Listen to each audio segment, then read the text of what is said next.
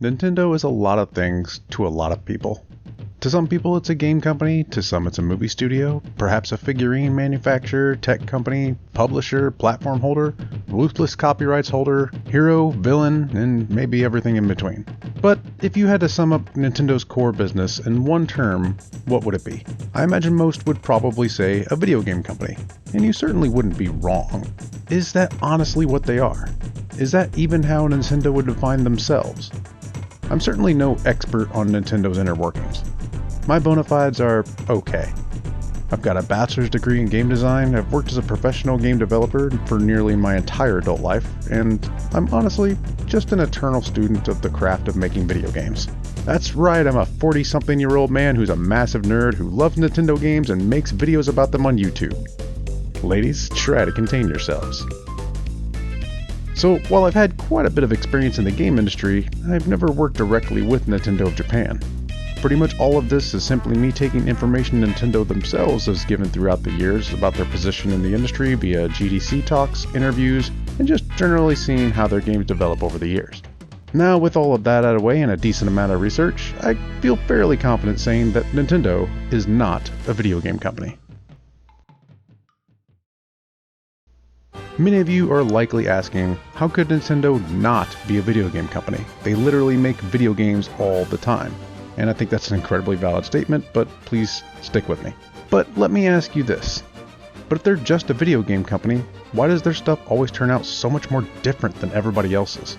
How do they consistently pump out new and unique experiences that no other company seems to be capable of replicating? There has to be something special about their approach in order to create these things. But to me, the clear indicator that Nintendo isn't actually a video game company is from Nintendo themselves.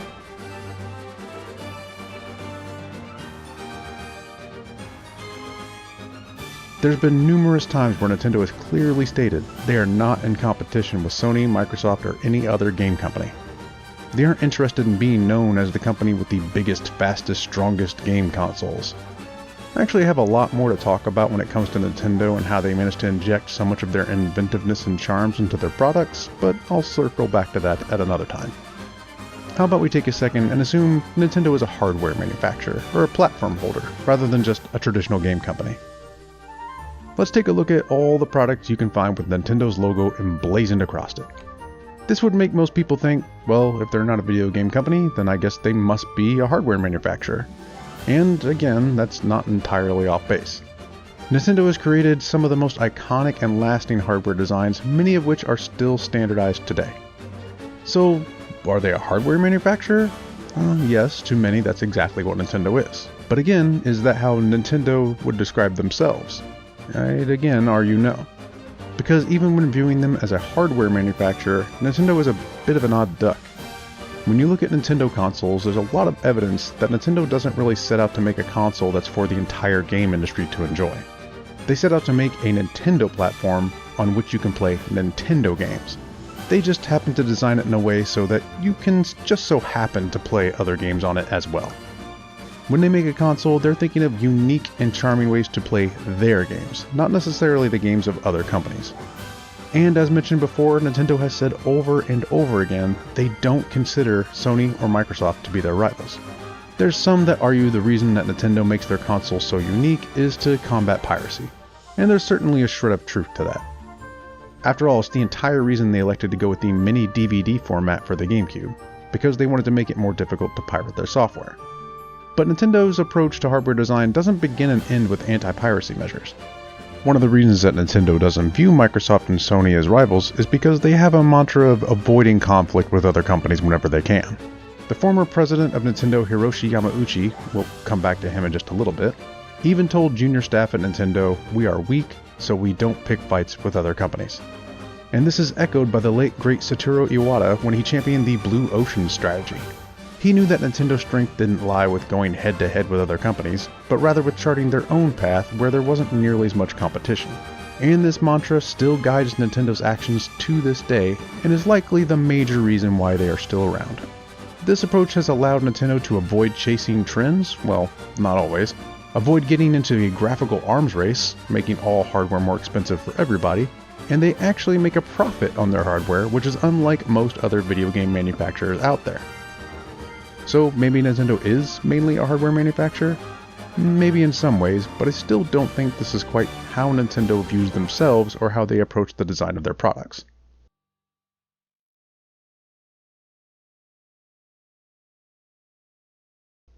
Okay, in order to explain what I think Nintendo is, I have to give you two quick lessons, and I promise I will try and keep them brief. The first is what makes video games actually fun. If we really wanted to drill down to its very bedrock fundamentals, fun is about learning. If you take a moment to think about it, you may realize that all the fun you've ever had in a game is somewhat tied to learning.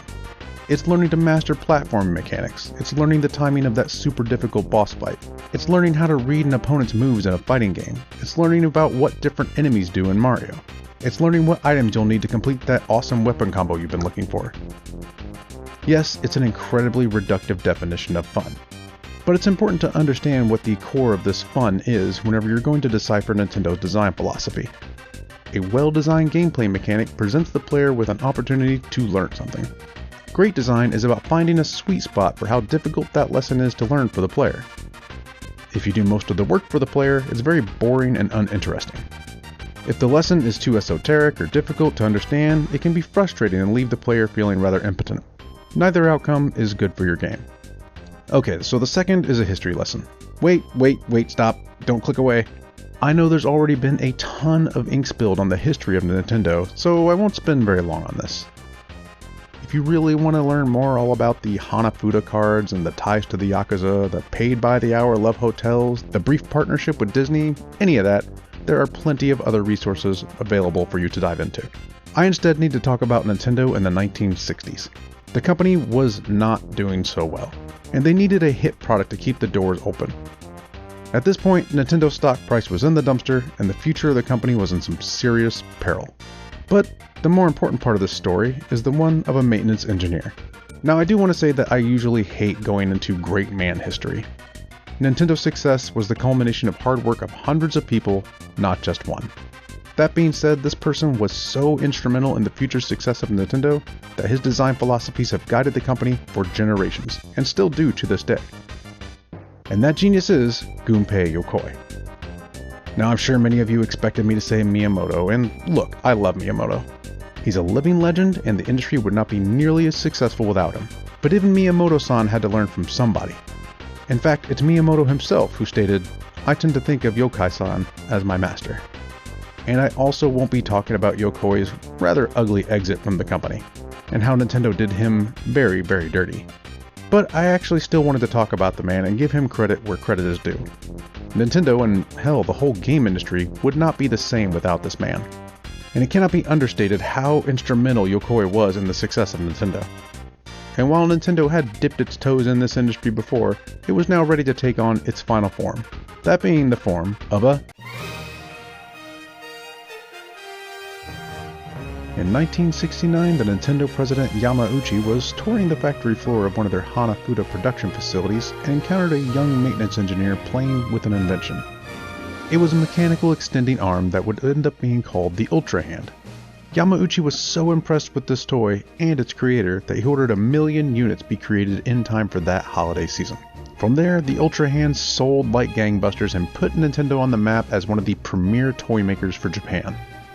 And it's during these decades of Yokoi's dominance that Nintendo established many of its business practices, many of them coming from Yokoi and the company's history as a toy company. Yokoi championed the practice of using cheap, off-the-shelf parts for hardware so they can be made cheaply and made accessible, a common practice for toy companies today. Nintendo strives to make its products appropriate for all ages, another common toy company tactic. They frequently release products they feel will sell well for a holiday season and do everything possible to avoid having backstock after that rush, yet another mentality that is shared with many toy companies. Nintendo might have shifted into the video game space, but really, this seems like they never stopped thinking of themselves as a toy company.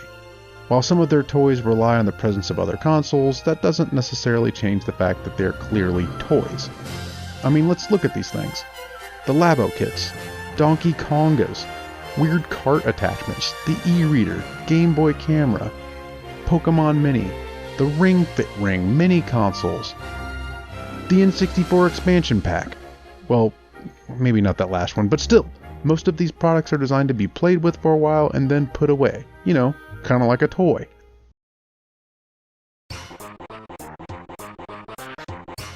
I mean, yeah, obviously they do make video games.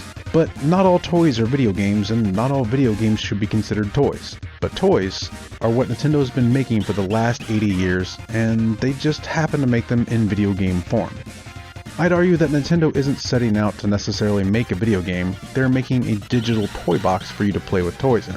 Thankfully, Nintendo knows to first put a massive focus on making sure that the game plays well, and the player character does everything you would want them to do.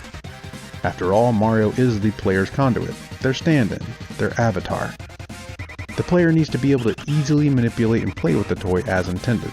Because after all, if that basic functionality isn't fun, it doesn't matter how well designed the toy is. Imagine trying to solve a Rubik's Cube using only your nose. It would be an irritating and futile experience, no matter how cool you think Rubik's Cubes are. All that being said, Nintendo has a rather peculiar method of making their toys into games. Now, it's important to note from this point onward, I really have to connect some dots to establish Nintendo's mindset.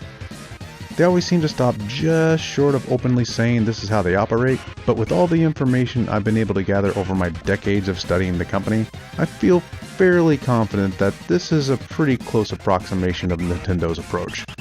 When most game companies start developing a game, they usually come up with the concept, genre, setting, characters, and most other major components at the start of the project, usually in the concept phase. Nintendo, on the other hand, always seems to start with the game first. Actually, they start in an even more basic function. They start with the toy first. There's a fairly common story that Nintendo takes its new game designers, and instead of asking them to sit down at the desk and just start churning out stuff, they have them create a prototype of something. Something that's fun to interact with and can be used to make interesting scenarios. Otherwise, a digital toy. It doesn't have to have any theming or character or genre or IP applied to it. It's just a fun toy that can be played with in an editor. From there, Nintendo will assess the toy and decide what can be done with it. Maybe it's a very simple toy that can be slotted into a Mario level. Maybe it's a robust enough mechanic to build the entire game around. And as a side note, I honestly believe this is why Nintendo has been really reticent to create new IPs over the last few decades. They really haven't needed to. They simply create a very fun toy or mechanic, then they look through their library of IPs that would possibly fit over that mechanic. Ever wonder why Nintendo will sometimes come out with a baffling, strange concept for some of their IPs? I'm looking at you, almost every Kirby game ever on the DS. That's because the game likely doesn't start out as a Pikmin game or a Zelda game. So if someone makes a super interesting and fun mechanic in Nintendo's little tech demo about piloting a spaceship, they already have Star Fox waiting right there in the wings. Why would they waste time, money, and precious manpower to create a whole new IP when they've already got Star Fox right there? Dear God, please bring back Star Fox. I honestly think I want a good Star Fox game again, even more than I want an F-Zero game. Please don't hurt me. I feel like the best way to demonstrate my thesis is by pulling back the curtain on a design concept that Nintendo are the kings of, IPM. Introduction, Practice, Master. I'm sure many of you have noticed when you play a Mario title that levels are typically themed around a certain object, mechanic, enemy, or in our case, just a toy. First, introduction. The concept is to safely introduce a new mechanic to the player and briefly show them how it works in a controlled and risk-free environment. Next up is practice. The game will then ask you to use the knowledge of this toy to progress through a level, often teaching you new ways to play with the toy and displaying other ways it can be interacted with. And the last one being Master. After having put you through various challenges pertaining to the toy, the game will now require you to display your mastery of the mechanic. The IPM method is used in countless games, but Nintendo displays absolute mastery of this while also never needing to convey a single word of tutorial text to the player. Let's take a look at a level in Mario Wonder, for example. There's this one called Here Come the Hoppos. Let's take a look at their introduction. A Hoppo is walking slowly over the blocks, incentivizing the player to hit the block and knock them over. This teaches the player a way to interact with the Hoppo while also showing that they will roll and plug gaps in the level. Now a practice. There's another slow-moving Hoppo positioned in such a way that it's easier to jump onto it rather than over it. The Hoppo then rolls down the stairs, demonstrating it can damage enemies. It teaches the player another way to interact with the toy and how they can use it in gameplay. Another practice beat is the game introduces another Hoppo to knock over. As it rolls along, it will bounce off the other Hoppo that's already in the pit, conveying that the player can bounce off of them once they are stuck. Another practice beat, it teaches you that bouncing on these Hoppos isn't always the best idea. And as a master challenge, you'll need to show your mastery of this new toy in order to get all of the purple coins and the Wonder Seed in the level. Nearly every enemy, block, pipe, and pit are put into a level to teach the player something, to present them with a challenge, and the toy is usually there to help solve it. This is strictly a guess, but I'm assuming that someone made a 2D bouncy ball prototype and then it was themed into a hippo and placed into a Mario level. Let's take a look at another example, this time in Mario 64. Specifically, let's take a look at everyone's favorite opening level, Bob-omb Battlefield. Now, nearly everyone would tell you that Mario is a platforming game first and foremost, but I'd argue that Mario 64 is actually more of a toy box than anything. The platforming is certainly there, there's a few gaps to jump and walls to kick off of, but the majority of the play space is taken up by various toys littered about the level. Once again, the game asks the player to overcome challenges that have been built around these toys. Alright, let's take a look at the cannons. Introduced, the first cannon is in a relatively safe place without much danger at all. Practice, you have to hit this fairly large landmass that's pretty easy to land on. Master, and to show mastery, the game asks you to shoot Mario through these rings to nab the coins and get the star. Or how about the Chain Chomp? Introduction, the game shows you a star nearby indicating that there is a challenge to overcome. You see that it's moving about and it will lunge at you, but it also demonstrates that it's chained to the post. Practice. You have to learn the timing of the Chomp's lunges and how far it can go. Master. You need to navigate through the danger zone of the Chain Chomp and ground pound on its post to free the Chomp. But the whole level is littered with these toys. Turtles you can surf on, Goombas, tilting bridges, etc. It's all one big toy box. And some of you might be asking, well, what in the world is King Bob-omb trying to teach you? Well,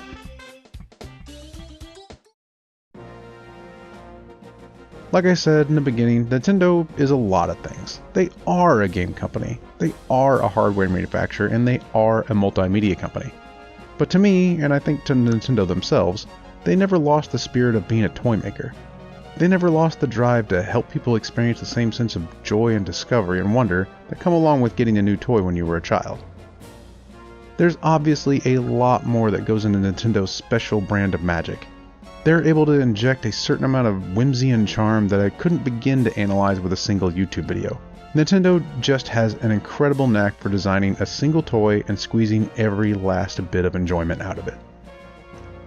While the public might view Nintendo as just a video game company, I think it's important to take into account how Nintendo views themselves when examining their work.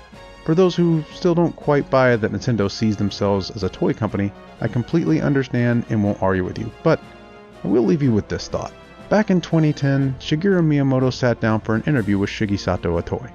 The two veteran developers spent a long time talking about their past, futures, and their design philosophies. And when Miyamoto was asked who he would consider his biggest rival, someone with accomplishments he hopes to match one day, he didn't come up with the name of any movie directors, authors, painters, singers, artists, or game developers. He named Erno Rubrik, the inventor of the Rubik's Cube, a toy maker. If you disagree or agree, or just want to say hi, I'd love to hear your opinion. And always, thank you for your time. You only get so much in this life, and I'm honored you decided to waste some of your time with me. Thanks a lot, and have an awesome day.